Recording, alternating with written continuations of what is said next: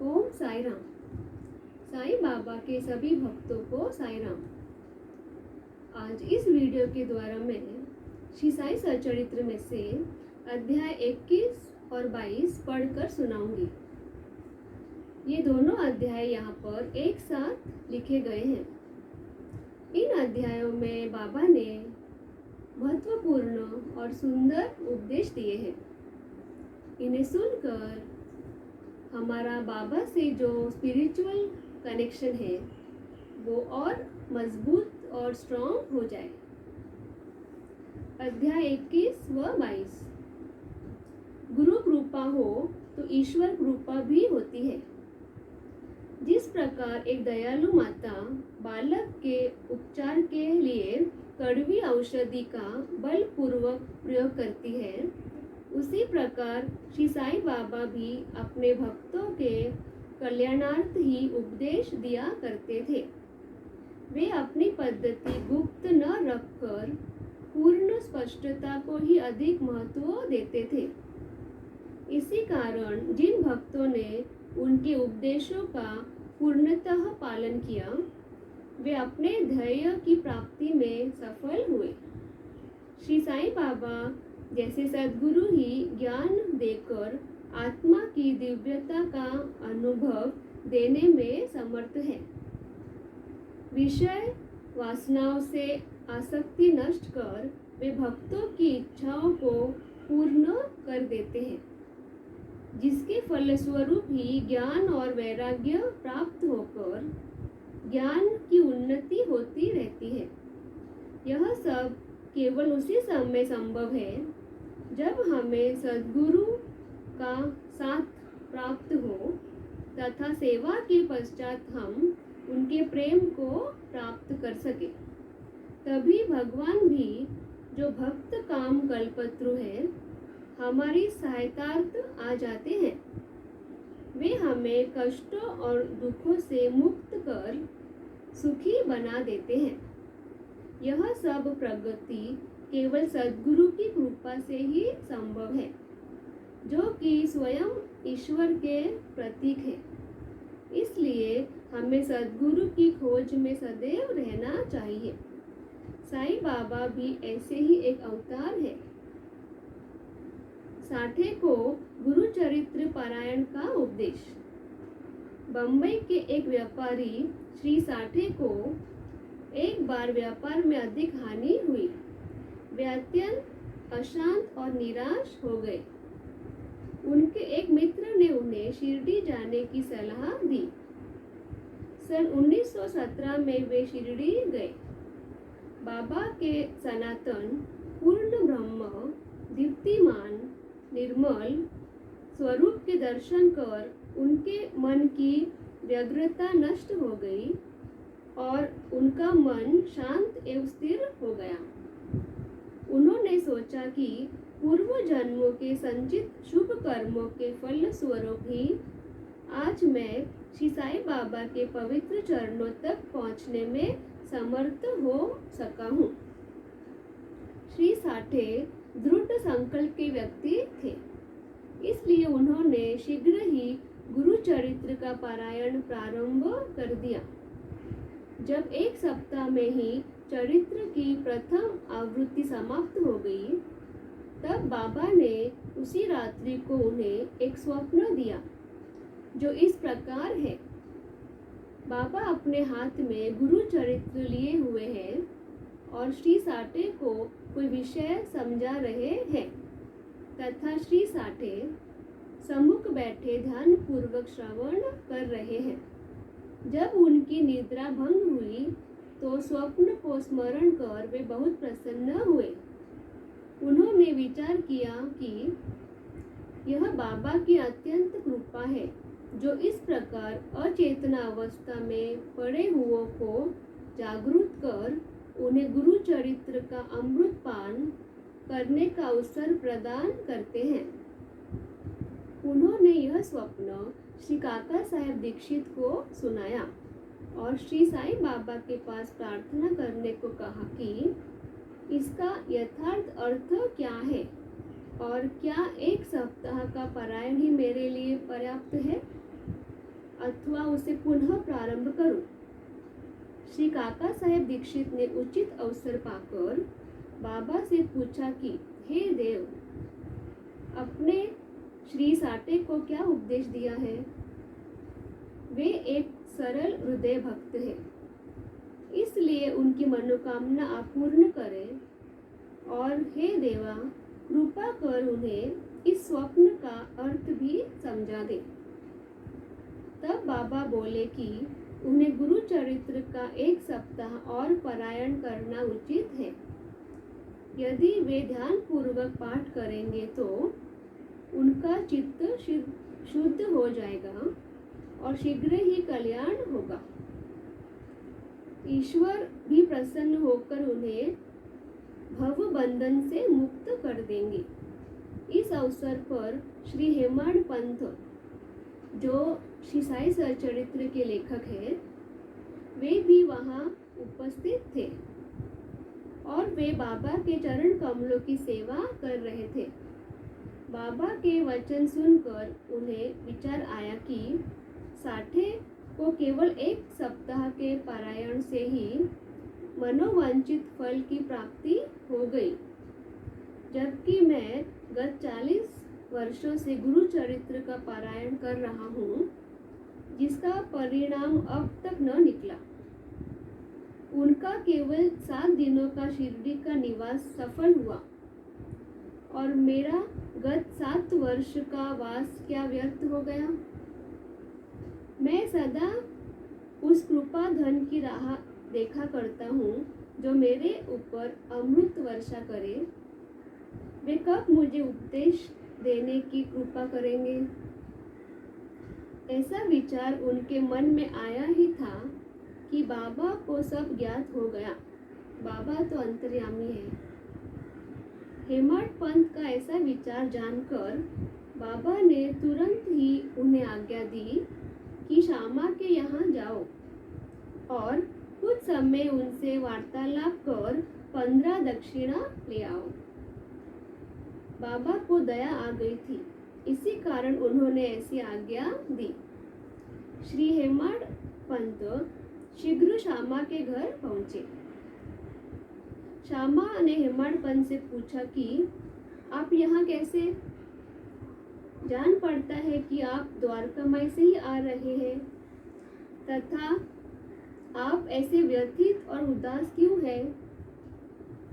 आइए, बैठिए और थोड़ा विश्राम कीजिए। मैं पूजन आदि कर आता हूँ। कृपा कर पान आदि ले। ऐसा कहकर वे भीतर चले गए। दालान में बैठे बैठे हेमाड पंत की दृष्टि अचानक खिड़की पर रखी नाथ भागवत पर पड़ी। श्री साईं बाबा की आज्ञा अनुसार श्री बापू साहेब जो और श्री काका साहेब दीक्षित शिरडी में नित्य भगवत गीता, ज्ञानेश्वरी, नाथ भागवत का पठन किया करते थे।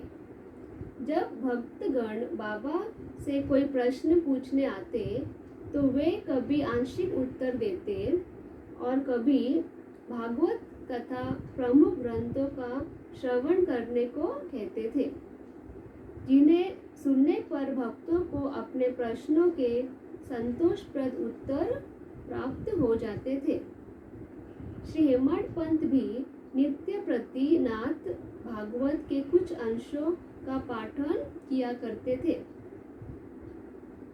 परंतु आज प्रातः मस्जिद जाते समय कुछ भक्तों के सत्संग के कारण उन्होंने अपना नित्य नियमानुसार पाठ अधूरा ही छोड़ दिया था। जैसे ही हेमाड पंत ने वह ग्रंथ उठाकर खोला तो अपने अपूर्ण भाग का पाठ सामने देखकर उनको आश्चर्य हुआ। उन्होंने सोचा कि बाबा ने इसी कारण मुझे यहाँ भेजा है, ताकि मैं अपना शेष पाठ पूरा कर लूं। और उन्होंने शेष अंश का पाठ आरंभ कर दिया।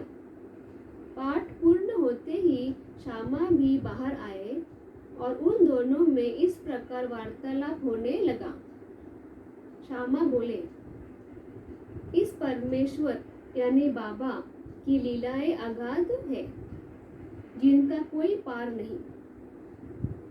इससे हम अज्ञानी जीव क्या समझे? आप सरी के विद्वान को मुझ जैसे मूर्ख के पास क्यों भेजा है? उनकी कार्य प्रणाली ही कल्पना के परे है। मैं तो इस विषय में केवल इतना ही कह सकता हूँ कि वे लौकिक नहीं है। श्यामा ने कहा कि अब मुझे एक कथा की स्मृति हो आई है, जिसे मैं व्यक्तिगत रूप से जानता हूँ। जैसी भक्त की निष्ठा और भाव होता है, बाबा भी उसी प्रकार उनकी सहायता करते हैं। कभी कभी तो बाबा भक्त की कठिन परीक्षा लेकर ही उसे उपदेश दिया करते हैं। उपदेश शब्द सुनकर हेमड़ पंत ने सोचा, कदाचित बाबा ने मेरे चित्त की चंचलता नष्ट करने के लिए ही मुझे यहाँ भेजा है। वे श्यामा की कथा को ध्यानपूर्वक सुनने लगे। उन सब कथाओं का सार केवल यही था कि अपने भक्तों के प्रति बाबा के मन में कितनी दया और स्नेह है। इन कथाओं को श्रवण कर हेमड़ पंत को आंतरिक उल्लास का अनुभव होने लगा। तब श्यामा ने नीचे लिखी कथा कही। श्रीमती राधाबाई देशमुख की कथा। एक बार एक देशमुख की वृद्धा माँ श्रीमती राधाबाई देशमुख बाबा की कीर्ति सुनकर शिरडी आई। बाबा के श्री दर्शन कर उन्हें अत्यंत प्रसन्नता हुई। श्री साईं चरणों में उनकी अटल श्रद्धा थी, इसलिए उन्होंने निश्चय किया कि जैसे भी हो बाबा को अपना गुरु बना उनसे उपदेश ग्रहण किया जाए। आमरण अनशन का दृढ़ निश्चय कर उन्होंने अन्न जल त्याग दिया और इस प्रकार 3 दिन व्यतीत हो गए। वृद्धा को ऐसा दृढ़ निश्चय देखकर बाबा ने उसे अपने पास बुलाया और मधुर उपदेश देकर उनकी मनोवृत्ति परिवर्तित कर दी। फलस्वरूप वृद्धा ने अपना उपवास त्याग दिया। यह कथा ध्यानपूर्वक एकाग्रता से श्रवण कर तथा उसके उपयुक्त अर्थ पर विचार कर हेमड़ पंत को बड़ा आश्चर्य हुआ। उनका हृदय भर आया। अत्यंत आनंद विभोर हो जाने से उनका कंठ रुंध गया और वे मुख से एक शब्द भी न बोल सके। उनकी ऐसी स्थिति देख श्यामा ने पूछा कि आप ऐसे स्तब्ध क्यों हो गए? बात क्या है? बाबा की तो इस प्रकार की लीलाएं अगणित है, जिनका वर्णन मैं किस मुख से करूं? ठीक उसी समय द्वारकामाई में पूजन तथा आरती आरंभ हो गई। तब श्यामा और हेमड़ पंत भी शीघ्र ही मस्जिद की ओर चले। बापू साहेब जोग ने पूजन आरंभ कर दिया था। सब उच्च स्वर में वाद्यों के साथ साथ आरती गा रहे थे। तभी श्यामा ऊपर पहुंचे और वे बाबा के दाईं ओर तथा हेमड़ पंत बाबा के सामने बैठ गए। उन्हें देख बाबा ने श्यामा से लाई हुई दक्षिणा देने के लिए कहा। तब हेमड़ पंत ने उत्तर दिया कि रुपयों के बदले श्यामा ने मेरे द्वारा आपको 15 नमस्कार भेजे हैं तथा स्वयं ही यहाँ आकर उपस्थित हो गए हैं। बाबा ने कहा, अच्छा ठीक है, तो अब मुझे यह बताओ कि तुम दोनों में किस विषय पर वार्तालाप हुआ है? हेमड़ पंत उत्कंठा पूर्वक उन्हें वह वार्तालाप सुनाने लगे। बाबा भी सुनने को अति उत्सुक थे। हेमड़ पंत ने कहा कि वार्ता अति सुखदायी थी। विशेषकर उस वृद्ध महिला की कथा तो ऐसी अद्भुत थी कि जिसे श्रवण कर मुझे तुरंत ही विचार आया कि आपकी लीलाएं अगाध है और इस कथा से ही आपने मुझ पर विशेष कृपा की है। वार्ता सुनकर बाबा अति प्रसन्न हो गए और कहने लगे कि क्या कथा से प्रभावित होकर उसका अर्थ भी तुम्हारी समझ में आया है? तब हेमंत पंत ने उत्तर दिया कि हाँ बाबा, आया तो है। उससे मेरे चित्त की चंचलता नष्ट हो गई है। अब मैं वास्तविक शांति और सुख का अनुभव कर रहा हूँ तथा मुझे सत्य मार्ग का पता चल गया है। तब बाबा बोले, सुनो, मेरी पद्धति भी अद्वितीय है। यदि इस कथा का स्मरण रखोगे तो यह बहुत ही उपयोगी सिद्ध होगी।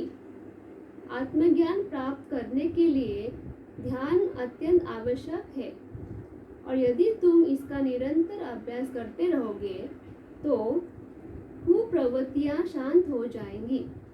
तुम्हें आसक्ति रहित होकर सदैव ईश्वर का ध्यान करना चाहिए जो सर्व प्राणियों में व्याप्त है।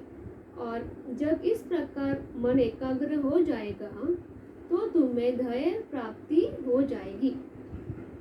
मेरे निराकार सच्चिदानंद स्वरूप का ध्यान करो, जैसे कि तुम मुझे दिन रात यहाँ देखते हो। इस प्रकार तुम्हारी वृत्तियाँ केंद्रित हो जाएंगी। ध्याता चैतन्य से एकत्व को प्राप्त कर ब्रह्म के साथ अभिन्न हो जाएगा। कछुवी नदी के इस किनारे पर रहती है और उसके बच्चे दूसरे किनारे पर। न वह उन्हें दूध पिलाती है और न हृदय से ही लगाकर लेती है, वरन केवल उसकी प्रेम दृष्टि से ही उसका भरण पोषण हो जाता है। वे छोटे बच्चे भी केवल अपनी माँ का ही स्मरण करते रहते हैं। उन छोटे छोटे बच्चों पर कछुवी की केवल दृष्टि ही उन्हें अमृत तुल्य आहार और आनंद प्रदान करती है। ऐसा ही गुरु और शिष्य का भी संबंध है।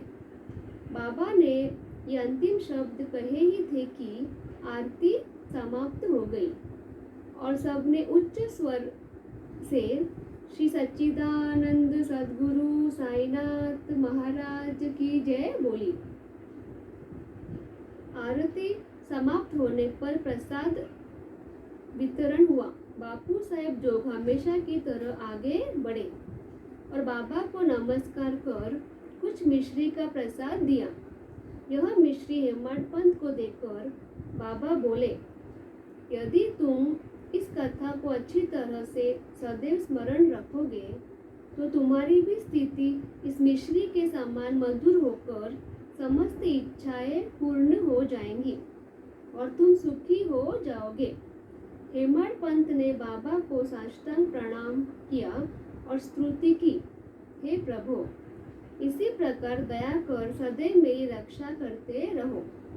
तब बाबा ने आशीर्वाद देकर कहा, इन कथाओं को श्रवण कर नित्य मनन करो, तब तुम्हें ईश्वर का सदा स्मरण बना रहेगा और वह स्वयं तुम्हारे समक्ष अपने स्वरूप को प्रकट कर देगा। अपने बर्ताव के संबंध में उपदेश। नीचे दिए हुए अमूल्य वचन सर्वसाधारण भक्तों के लिए है और यदि उन्हें ध्यान में रखकर आचरण में लाया गया तो सदैव ही कल्याण होगा। जब तक किसी से कोई पूर्व नाता या संबंध न हो तब तक कोई किसी के समीप नहीं आता। यदि कोई मनुष्य या प्राणी तुम्हारे समीप आए तो उसे अभद्रता से न ठुकराओ, उसका स्वागत कर आदर पूर्वक बर्ताव करो। यदि प्यासे को जल, भूखे को भोजन, नंगे को वस्त्र और आगंतुक को अपना दालान विश्राम करने को दोगे तो भगवान श्री हरि तुमसे निसंदेह प्रसन्न होंगे। यदि कोई तुमसे द्रव्य याचना करे और तुम्हारी इच्छा देने की न हो तो न दो, परंतु उसके साथ अभद्र व्यवहार न करो। तुम्हारी कोई कितनी ही निंदा क्यों न करे, फिर भी कटु उत्तर देकर तुम उस पर क्रोध न करो। यदि इस प्रकार ऐसे प्रसंगों से सदैव बचते रहे तो यह निश्चित ही है कि तुम सुखी रहोगे। संसार चाहे उलट पलट हो जाए, परंतु तुम्हें स्थिर रहना चाहिए। सदा अपने स्थान पर दृढ़ रहकर गतिमान दृश्य को शांतिपूर्वक देखो। एक को दूसरे से अलग करने वाले भेदभाव की दीवार नष्ट कर दो, जिससे अपना मिलन पथ सुगम हो जाए। द्वैत भाव अर्थात मैं और तू, यही भेद वृत्ति है जो शिष्य को अपने गुरु से अलग कर देती है। इसलिए जब तक इसका नाश न हो जाए तब तक अभिन्नता प्राप्त करना संभव नहीं है। अल्लाह मालिक अर्थात ईश्वर ही सर्वशक्तिमान है और इसके सिवा अन्य कोई रक्षण करता नहीं है। उनकी कार्य प्रणाली अलौकिक, अनमोल और कल्पना से परे है। उनकी इच्छा से ही सब कार्य होते हैं। वे ही मार्ग प्रदर्शन कर सभी इच्छाएं पूर्ण करते हैं। पूर्व जन्मों के संबंध के कारण ही हमारा संगम होता है। इसलिए हमें परस्पर प्रेम कर एक दूसरे की सेवा कर सदैव संतुष्ट रहना चाहिए। जिसने अपने जीवन का ध्येय पा लिया है वही धन्य और सुखी है। निंदा संबंधी उपदेश। उपदेश देने के लिए किसी विशेष समय या स्थान की प्रतीक्षा न कर बाबा यथा योग्य समय पर ही स्वतंत्रता पूर्वक उपदेश दिया करते थे। एक बार एक भक्त ने बाबा की अनुपस्थिति में दूसरे लोगों के सम्मुख किसी को अपशब्द कहे। गुणों की उपेक्षा कर उसने अपने भाई के दोषारोपण में इतने कटु वाक्यों का प्रयोग किया कि सुनने वालों को भी उसके प्रति घृणा होने लगी। बहुधा देखने में आता है कि लोग व्यर्थ ही दूसरों की निंदा कर झगड़ा और बुराइयां उत्पन्न करते हैं। निंदक को उचित मार्ग पर लाने के लिए साईं बाबा की पद्धति सर्वथा ही अलग थी। वे तो सर्वज्ञ थे ही, इसलिए उस निंदक के कार्य को वे समझ गए।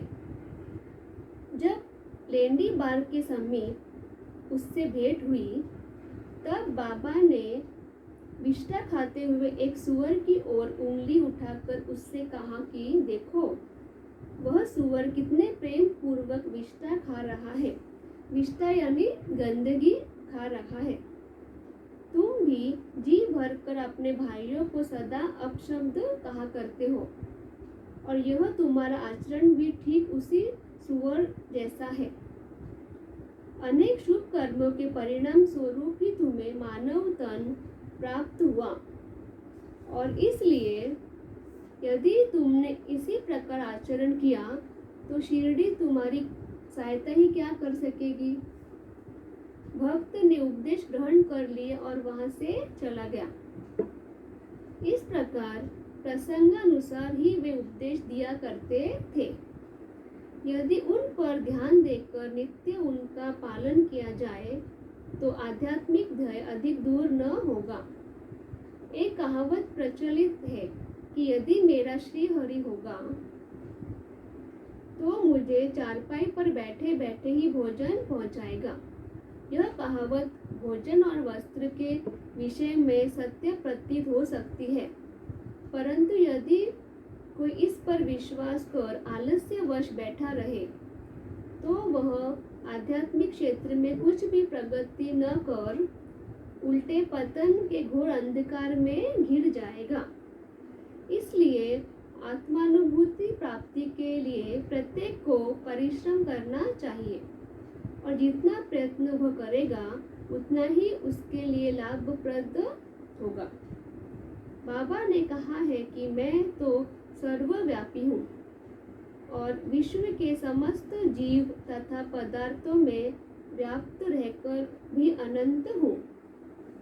जिनकी दृष्टि में वे 3.5 हाथ के मानव थे, स्वयं सगुण रूप धारण कर अवतीर्ण हुए। इसलिए जो भक्त अनन्य भाव से उनकी शरण आए और जिन्होंने दिन रात ही उनका ध्यान किया, उन्हें उनसे अभिन्नता प्राप्त हुई। जिस प्रकार की माधुर्य और मिश्री, लहर और समुद्र तथा नेत्र और कांति में अभिन्नता हुआ करती है, जो इस जीवन चक्र से मुक्त होना चाहे, वे शांत और स्थिर होकर अपना धार्मिक जीवन व्यतीत करें। दुखदायी कटु शब्दों के प्रयोग से किसी को दुखित न कर सदैव उत्तम कार्यों करते हुए अनन्य भाव से भय रहित हो उनकी शरण में जाना चाहिए। जो पूर्ण विश्वास से उनकी लीलाओं का श्रवण कर उनका मनन करेगा तथा अन्य वस्तुओं की चिंता त्याग देगा, उसे निसंदेह ही आत्मानुभूति की प्राप्ति होगी। उन्होंने अनेकों से नाम का जाप कर अपनी शरण में आने को कहा, जो यह जानने को उत्सुक थे कि मैं कौन हूँ। बाबा ने उन्हें लीलाएं श्रवण और मनन करने का परामर्श दिया। किसी को भगवत लीलाओं का श्रवण, किसी को भगवत पाद पूजन, तो किसी को रामायण व ज्ञानेश्वरी तथा धार्मिक ग्रंथों को पठन एवं अध्ययन करने को कहा। अनेकों को अपने चरणों के समीप ही रखा और बहुतों को खंडोबा के मंदिर में भेजा तथा अनेकों को विष्णु सहस्त्रनाम का जाप करने व उपनिषद तथा गीता का अध्ययन करने को कहा। इस प्रकार यहाँ अध्याय 21 और 22 समाप्त हुए। बाबा का आशीर्वाद आप और आपके परिवार पर सदा बना रहे। ओम साई राम।